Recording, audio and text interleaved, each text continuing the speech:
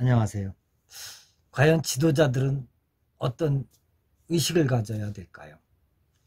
역사의 연구를 집필해서 순식간에 세계의 지식인으로 평가받은 아놀드 토인비는 역사를 연구해보면 민족의 유형이 크게 세 가지로 분류된다고 주장을 했습니다. 첫 번째는 재난을 당하고도 대비하지 않는 민족이 있고, 두 번째는 재난을 당해야만 준비하는 민족이 있고, 세 번째는 재난을 당하지 않고도 미리 준비하는 민족들이라고 합니다.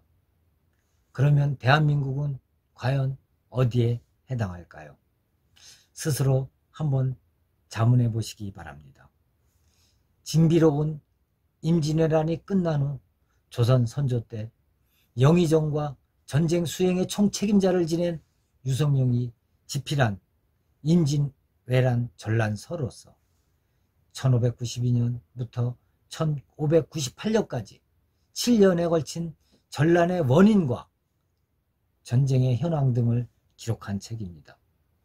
진비록은 저자인 유성룡이 자리에서 물러나 낙향에서 집필한 것으로, 제목인 진비는 시경 소비편의 예기징 이비 역환, 즉 미리 경계하여 후환을 경계한다는 구절에서 따온 것입니다.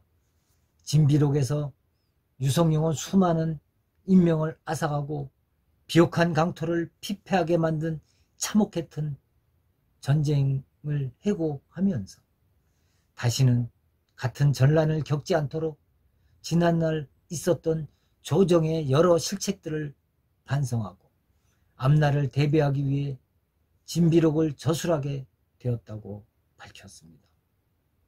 온 산천이 피로 물들고 계곡마다 하얀 시체가 산더미처럼 쌓였고, 시체 썩은 물과 피물이 계곡을 흐르고 사람이 사람을 잡아먹는 그 참혹한 전란이 다시는 조선에서 반복해 일어나지 않도록 경계하라고 피를 토하는 심정으로 쓴 것입니다. 이렇게 목적의식을 가지고 전쟁의 최고의 책임자가 집필하여 썼지만, 정말 아이러니하게도 이 책은 조선에서 편찬되지 못하고 침략국 일본에서 편찬되었다는 것 또한 슬픈 일 중에 하나입니다. 17세기의 대마도에서 먼저 읽히고 있는 것을 발견한 것이지요. 어느 역사학자가 조선의 역사가 5천년이라고 하나 그동안 조선이 예침을 받은 횟수는 무려 938번이라고 합니다.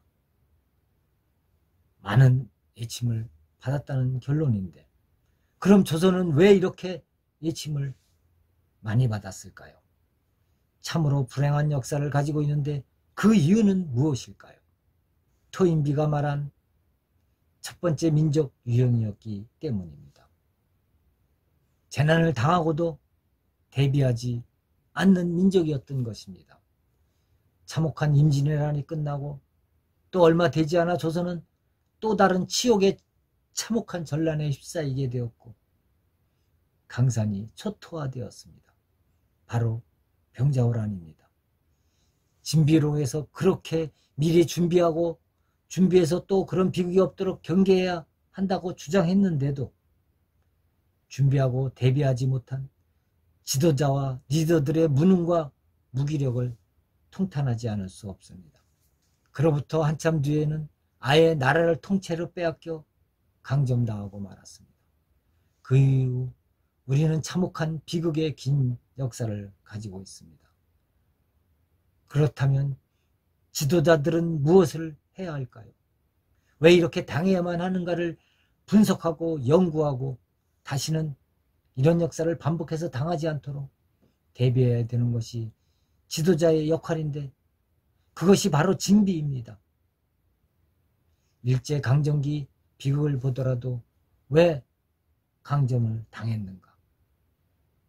강점한 자들도 문제가 있지만 강점당한 자들은 문제가 과연 없는 것인가요? 오죽이나 못났으면 맨날 당하고 울고만 있었습니까? 외교 분야에서 40년을 지낸 태역 외교관은 국제관계는 80%가 힘, 파워이고 20% 정도가 법이라고 했습니다. 왜 그걸 몰랐을까요?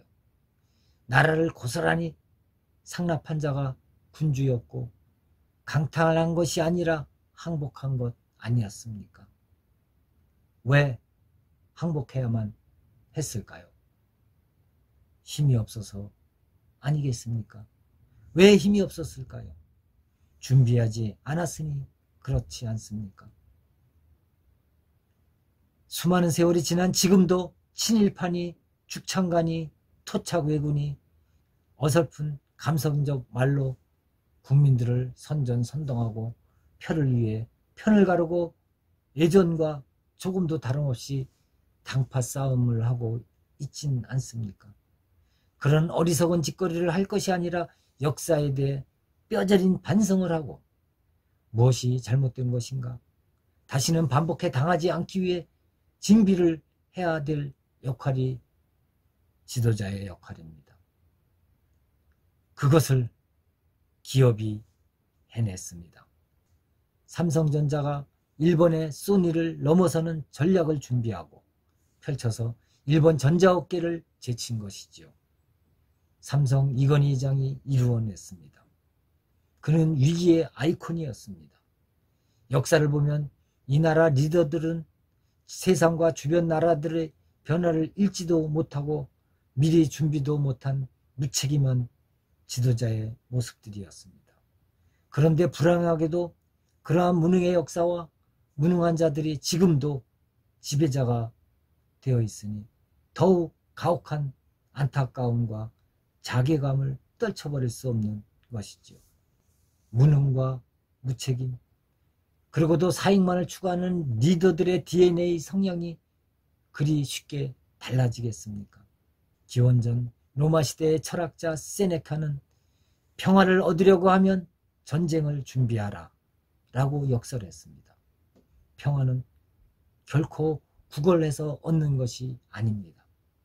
어설픈 상념이나 말장난으로서 나라와 국민들을 지킬 수는 없습니다.